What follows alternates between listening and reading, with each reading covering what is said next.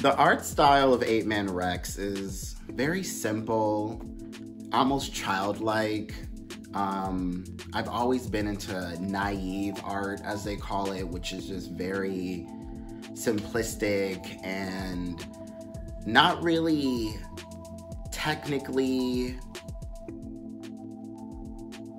elegant or beautiful, so to speak, but is coming from a more natural, less mannered kind of style, like Picasso's Cubist work, for example, and, you know, cartoons I had grown up with, like Rugrats and Rocko's Modern Life, you know, Our Real Monsters. They weren't trying to be this kind of sharp, pretty animation style like maybe Disney at that time might have exemplified.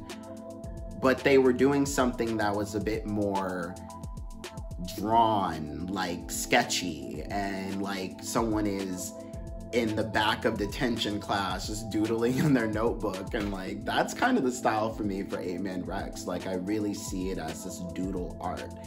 It's not something that is very masterful in the sense of like, you know, Renaissance or Botticelli, you know, Michelangelo kind of style, but it has a sense of life and liveliness and light, you know? It's not too serious. It's not too much about being perfect. It's actually embracing imperfections.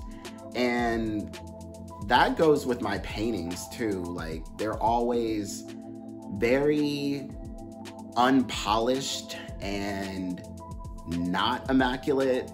And I like working within those parameters as an artist, because we'll never reach perfection in the way we think we will, because even as artists, we have our concepts and ideas of our own perfectionism, but we'll never reach that. And it's much better to just kind of embrace a little of the off, the little bit of the unpolished, unmannered, and just whatever is coming to you, do it that way, you know? And a lot of the drawings I've done are really like first drawings. I didn't do any sketches and I didn't do any other copies. If it looked right to me, that was enough. And that's what makes me happiest, you know, just coming from the heart, not putting pressure on myself, and looking at the things I've grown up with, like the Quentin Blake illustrations from the Roald Dahl books. Those are so sketchy and raw and kind of ugly, but they're so good at the same time, you know? And that's what I'm trying to do with my own stuff. Just have a good time and enjoy the experience of creation. Because if you don't have that joy in creating, what's the point of doing it, you know?